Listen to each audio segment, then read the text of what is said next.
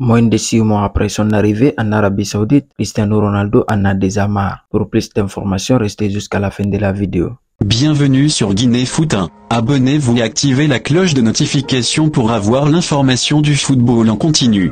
Selon Mundo Deportivo, le Portugais ne s'est pas adapté au modèle de vie des Saoudiens qu'ils jugeraient archaïque. Le mariage entre Cristiano Ronaldo et Al Nassr pourrait déjà prendre fin. Arrivé en Arabie Saoudite en début d'année ne serait pas heureux dans sa nouvelle vie. Selon Mundo Deportivo, le quintuple Ballon d'Or ne se serait pas habitué au modèle de vie saoudien qu'il juge loin d'être celui de la société moderne. Et pourtant, ses conditions de vie ainsi que son énorme salaire de 200 millions d'euros par an étaient censés compenser le fait d'évoluer dans un championnat de seconde zone. La source citée ajoute que l'entourage de CR7 privilégie un retour en Europe, mais s'il décide de quitter Al Nassr sans motif valable, il devra indemniser le club pour les 2 années restantes de son contrat, conformément à ce que stipule la FIFA sur le statut de transfert des joueurs. Des sanctions sportives pourraient également être prises, pouvant aller jusqu'à une période de 4 mois sans éligibilité à participer à tout match officiel. Si Ronaldo veut quitter l'Arabie Saoudite, il est sous contrat jusqu'en 2024. Il devra trouver une bonne cause, ou plutôt un club susceptible de payer son indemnité de transfert.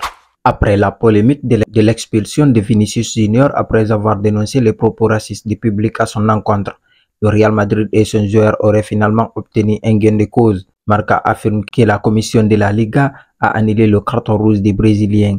Il devrait donc être disponible pour affronter le Rayo Vallecano ce mardi. À l'issue d'une longue réunion, la commission de compétition espagnole a pris la décision d'annuler le carton rouge de Vinicius Junior, injustement infligé à Vinicius Junior lors de la rencontre face au FC Valence, alors qu'il dénonçait les propos racistes provenant des tribunes de Mestalla à son encontre. La commission considère que l'appréciation de l'arbitre a été déterminée par l'omission de l'intégralité du jeu qui s'est déroulé, ce qui a radicalement entaché la décision de l'arbitre.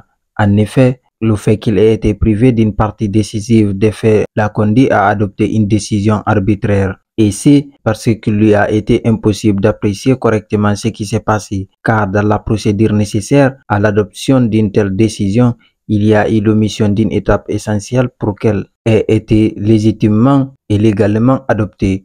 De son côté, la Fédération espagnole a infligé une amende de 45 000 € d'amende au club de Valence, qui verra également sa tribune Mario Alberto Kempes fermée pour les 5 prochains matchs. La sanction s'étendra donc jusqu'à la saison prochaine.